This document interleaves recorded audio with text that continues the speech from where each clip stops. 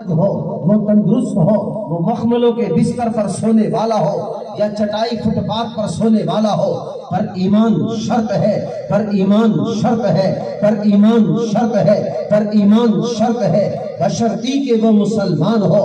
ہر مسلمان کے ہونٹوں پر دو فرشتے مقرر کر رکھے ہیں جن کا کام نہ تسبیح ہے، نہ تقدیس ہے، نہ تحلیل ہے، نہ حمد و ثنا ہے، نہ رکوع اور سجود ہے۔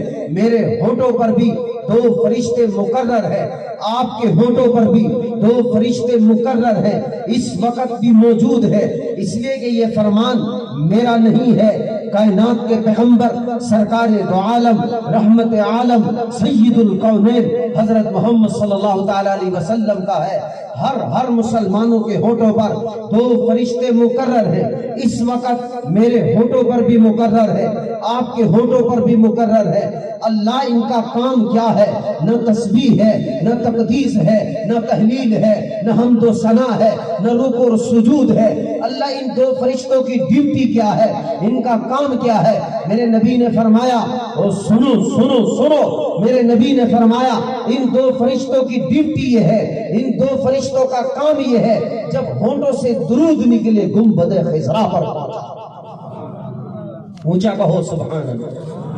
تو درود اونچا پڑھنا، درود کو کبھی کنجوسی سے نہیں پڑھنا، خوش دلی سے گج گج کر بڑے اونچی آواز کے اندر محبت کے ساتھ پڑھو۔ یہ درود صرف درود نہیں، عبادت بھی ہے۔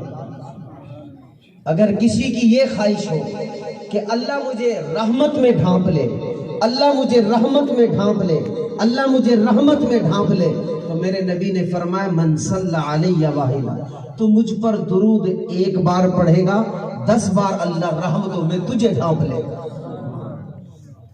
اور ایک اور حدیث سناتا ہوں، سبحان اللہ کہو۔ ابھی بیان شروع نہیں ہوا، ابھی درود اس لیے میں عرض کر رہا ہوں تاکہ درود یہاں کے ساتھ یہاں سے بھی پڑھو، دل سے درود اونچی آواز میں پڑھو۔ ایک حدیث میں آتا ہے اگر آدمی دعا مانگتا ہے اور قبول نہیں ہوتی، پریشان ہے، وہ اولاد کے بارے میں پریشان ہو یا بیٹیے ہی بیٹیے ہیں، وہ چاہتا ہے میرا بیٹا ہو جائے، حالات کاروبار کی صورت میں خراب ہو، اولاد کی صورت میں خراب ہو، یا گھر والوں کی صورت میں خراب ہو، یا کاروبار کی صورت میں خراب ہو، میرے نبی نے فرمایا درود پڑھنا تیرا کام ہے، تیرے کام سنوارنا رب العالمین کا کام۔ اس لیے کبھی پریشانیوں کثرت سے درود پڑھو، اللہ آپ کی ساری پریشانیوں کو خوشیوں میں بدل دے۔ ایک اور واقعہ سناتا ہوں، اونچا کہو سبحان اللہ، اور اونچا کہو سبحان اللہ۔ ایک کسان تھا، فضائل درود میں یہ واقعہ، کسان ہے، ضرور غریب ہے پر عزت دار ہوتا ہے، اس کی ساری سال کیا روزی اور معاش کا انحصار فصل اور کاشت پر، قرض لے کر فصل تو تیار کر لی، لیکن آفت آسمانی آتی ہے، ساری فصل تباہ ہو جاتی ہے۔ قرض لینے والا قرض کا تقاضا کرنا شروع کر دیتا ہے، اور یہ کسان کہتا ہے کہ صاحب میں غریب ضرور ہوں پر عزت دار ہوں، میں آپ کا قرض چکتا کر دوں گا۔ قرض لینے والا کہتا ہے کہ نہیں، میں تمہیں قاضی کے پاس لے جاؤں گا، اور وہ قاضی کے پاس لے جاتا ہے۔ قاضی اس کو 7 دن کی مہلت دیتا ہے، کہتے ہیں 7 دن تک اگر تم نے اس کا قرض چکتا نہ کیا تو میں تمہیں جیل کی سلاخوں میں ڈال دوں گا۔ اب بیچارہ غریب کسان کیا کرتا ہے، منہ لٹکائے گھر آیا ہے۔ جب گھر میں داخل ہوتا ہے تو وہ بیوی آج کی عورت نہیں تھی، وہ بیوی وہ تھی کہ جس کی گود میں پلنے والا بچہ مرد کلندر ہوا کرتا تھا۔ وہ بیوی آج کی عورت نہیں تھی جس کا سینہ قرآن و حدیث سے منور رہتا تھا۔ اپنے شوہر کی سنجیدگی کو دیکھا، اپنے شوہر کے غم کو دیکھا تو بڑی پریشان ہو کر کہنے لگی سرتاج خیر ہے آپ غم زدہ ہو۔ کہنے لگا بھگوان کیا بتاؤں، سنجیدگی کی بات بھی ہے، دکھ کی بات اور درد کی بات ہے۔ 7 دن کے بعد میں جیل کی سلاخوں میں ہوں گا اور تو لوگوں کے گھر برتن مانجے گی۔ بیوی نے کہا معاملہ ہو کیا گیا ہے، آخر پریشان کیوں ہو؟ کہنے لگا فصل جب تباہ ہو گئی، قرض لینے والا آج مجھے قاضی کے پاس لے گیا، قاضی نے مجھے 7 دن کی مہلت دی اور میں جانتا ہوں 7 دن تک میں قرضہ چکا نہیں سکتا، سوائے اس کے کوئی چارہ کار نہیں، 7 دن کے بعد مجھے جیل کی سلاخوں میں ڈال دیا جائے گا اور تو لوگوں کے گھر برتن مانج کر گزارا کرے گی۔ قربان جاؤں اس نیک مسلمان اسلام کی شہزادی پر۔ کہنے لگی میرے سر تاج، میرے سر کے تاج، میرے شوہر، میرے عظیم مرد کلندر، پریشان ہونے کی ضرورت نہیں، میرے دل میں اللہ کے پاک پیغمبر علیہ السلام کی حدیث موجود ہے۔ وہ حیران ہونے لگا کہ حدیث کا اور قرض کا کیا تعلق ہے؟ میں کہتا ہوں میں مقروض ہوں اور تو کہتی ہے میرے پاس حدیث ہے۔ کہنے لگے پریشان ہونے کی ضرورت نہیں، سرکار دو عالم امام الانبیاء سید القونین رحمت عالم صلی اللہ تعالی علیہ وسلم کا ارشاد گرامی ہے، جب مسلمان کسی مشکل میں پھنس جائے، کسی آفت میں آ جائے، کبھی غمزدہ ہو جائے، پریشانی ہو جائے اور پریشانی ختم نہ ہو رہی ہو، وہ کائنات کے پیغمبر پر درود پڑھنا شروع کر دے۔ درود پڑھنا تیرا کام ہے، پریشانی دور کرنا رب العالمین کا کام۔ یہ کسان کہنے لگا یہ تو بہت آسان وظیفہ ہے، تو کہنے لگا کون سا درود؟ کہتے جون سا بھی پڑھ، درود تو درود ہی ہوا کرتا ہے، اگرچہ درود ابراہیمی افضل ہے۔ تو پڑھنے لگا صلی اللہ علیہ وسلم، صلی اللہ علیہ وسلم، صلی اللہ علیہ وسلم، صلی اللہ علیہ وسلم۔ 1 دن گزرا اور 2 اور 3 اور 4 اور 5 اور 6 اور 7واں دن تھا، درود پڑھتے پڑھتے پڑھتے نیند آ گئی، خواب میں سرکار دو عالم کی زیارت۔ دکھی آدمی تھا، پریشان تھا اور تو کچھ سجائی نہیں دیا، بعد السلام اپنا دکھ اٹھا دیا، یا رسول اللہ بہت پریشان ہوں، صبح کو میری عزت نیلام ہو جائے گی، میں غریب ضرور ہوں پر میرے دامن میں عزت ہے، میں مقروض ہوں، قرض نہیں اتر رہا، 400 درہم قرض ہے اور میں چکا نہیں سکتا۔ قربان جائیے، خواب میں رسول پاک علیہ السلام نے فرمایا سنو، خوشخبری سنو، خواب میں اگر تمہیں میری زیارت ہو جائے تو سمجھنا نبی ہی ہے۔ شیطان دنیا کی ہر صورت بنانے پر قادر ہے پر نبی کی صورت بنانے پر قادر نہیں۔ یا رسول اللہ بڑے پریشان ہوں۔ آپ علیہ السلام نے خواب میں ہی رہنمائی کی کہ جاؤ فلاں گورنر کے پاس جاؤ اور اس سے کہنا 400 درہم دو، میں نے کر چکانا ہے۔ اس نے کہا یا رسول اللہ وہ میرا یقین کیسے کرے گا، میرے پاس تو کوئی ثبوت نہیں، کوئی پروف نہیں۔ آپ علیہ السلام نے فرمایا ایک عمل اس کا ایسا ہے جو اس کو پتا ہے یا رب العالمین کو پتا ہے۔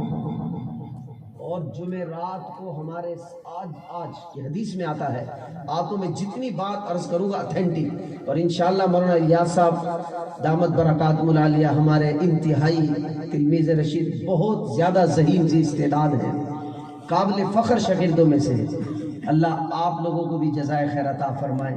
انشاءاللہ ہمارے راجہ صاحب، آپ حضرات، مولانا الیاس صاحب اور دیگر علماء کرام، آج کا مل بیٹھنا ضائع نہیں ہے، بات اتھینٹک مضبوط، ایک ایک بات موتی کی طرح اپنے دامن میں سمیٹ۔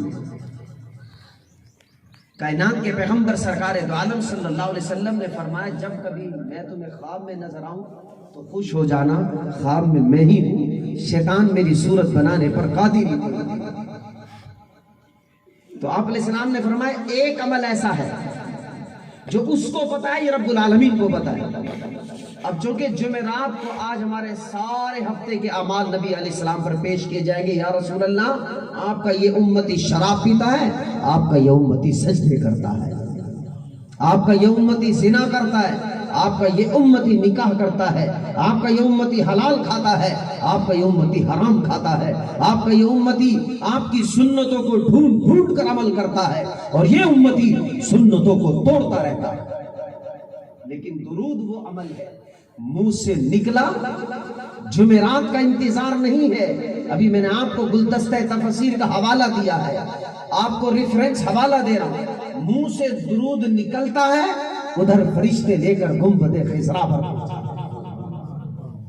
تو آپ علیہ السلام نے خواب میں رہنمائی کی کہ اس کا ایک عمل ہے جو اس کو پتا ہے، یہ رب العالمین کو پتا ہے، اور وہ 500 بار روزانہ درود پڑھتا ہے، 500 بار، اور ایک دن اس کا یہ تحفہ، یہ گفٹ مجھ پر پہنچا لے۔ اللہ آپ کو حرمین شریفین کی زیارت نصیب فرمائے۔ جب اللہ آپ کو حج عمرے پر لے جائے نا تو کم سے کم 70,000 درود پڑھ کے تحفہ سرکار دو عالم صلی اللہ علیہ وسلم کے روزے اقدس پر پیش کرنا. یا رسول اللہ میں اور تو کچھ نہیں لا سکا پر آپ پر میں نے بڑی محبت کے ساتھ باوضو ہو کر یہ 70,000 بار درود پڑھا ہے, یہ تحفہ آپ کو پیش کر رہا ہوں. انوارات دیکھیں. سرگودا میں ایک بوڑھا شخص 50 سال سے روزے رکھ رہا ہے. لوگوں نے کہا بابا جی کمزور ہو گئے, ضعیف ہو گئے, لاغر ہو گئے, چھوڑ دو روزے. کہنے لگا حج کر کے آؤں گا نا پھر چھوڑ دوں گا. لوگوں نے کہا بابا جی لوگ حج پہ سے آ کے اعمال شروع کرتے ہیں, آپ حج سے آ کے نفلی روزے چھوڑو گے؟ اس نے کہا ہاں یہ ایک راز کی بات ہے. حج کر کے آیا, لوگوں نے پوچھا کہ بابا جی وہ نفلی روزے, کہتے ہم چھوڑ دیں. وجہ راز بتانا تھا. کہتے کیا بتاؤں راز؟ ایک دن میں سوچ رہا تھا کہ اللہ تبارک و تعالی جب مجھے حرمین شریفین کی زیارت نصیب کرے گا, میں روزے اقدس پر حاضری دوں گا, میں کیا تحفہ لے کر جاؤں سرکار دو عالم صلی اللہ علیہ وسلم کو پیش کروں. میرے دل میں آیا 50 سال روزے رکھتا ہوں, اگر اللہ نے مجھے زندگی دی 50 سال کے روزوں کا تحفہ حضور کو پیش کر دوں گا. میں نے 50 سال تک حج نہیں کیا, اسی آس و امید پر کہ اللہ مجھے زندگی دینا, میں 50 سال کے روزے رکھ کر اپنے نبی کو تحفہ اور گفٹ پیش کروں. تو اللہ آپ کو حرمین شریفین کی زیارت نصیب کرائے تو آپ بھی 70,000 درود کا تحفہ حضور علیہ السلام کو پیش کرنا. آپ کو ایک حدیث یاد آئی ہے, سبحان اللہ کا حضرہ بڑی پیاری ہے, اور اونچا کہو سبحان اللہ. ابھی بیان شروع نہیں ہے, ابھی تو درود کو بتانا ہے آپ کو. وقال النبی صلی اللہ تعالی علیہ وسلم من زار قبری فقد زارنی, او کما قال النبی صلی اللہ تعالی علیہ وسلم. آپ علیہ السلام نے فرمایا میری امت کے کیا کہنے, میری امت کے کیا کہنے.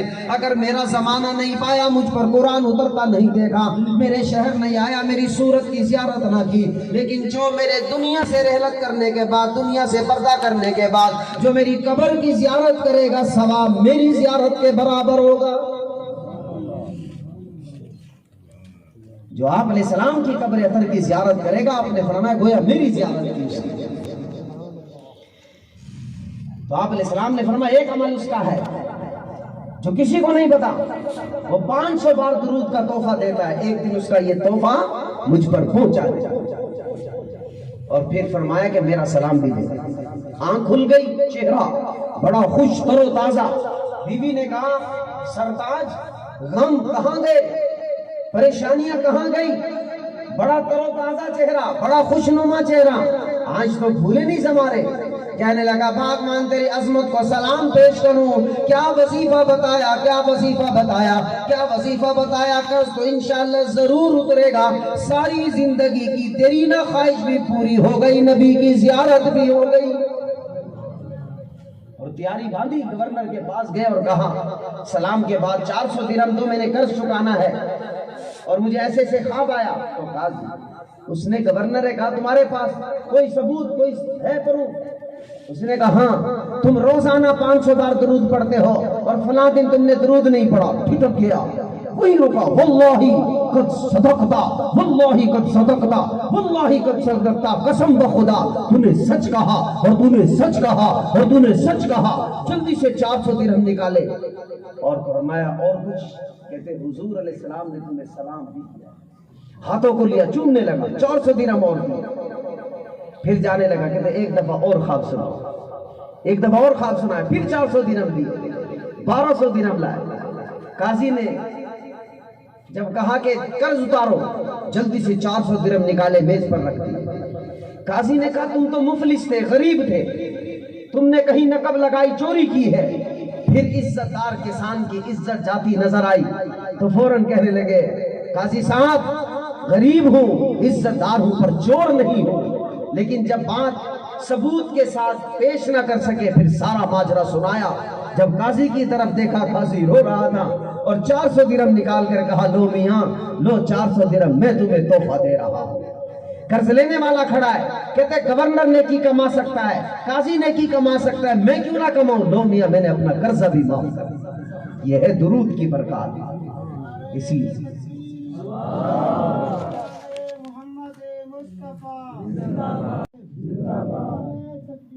میرے محترم بار درود پڑھو. ایک ایک بات میں نے آپ کو کہا قیمتی ہے دامن میں سمیٹنا، تاکہ مولانا الیاس صاحب زیدہ مجدوں کا مجھے بلانا اور آپ حضرات کا یہاں آنا فائدے مند ہو، دامن چھڑک کے نہ جانا، اس کے اندر حدیث رسول مقبول صلی اللہ علیہ وسلم کی گفٹ اور تحفے لے کر جانا۔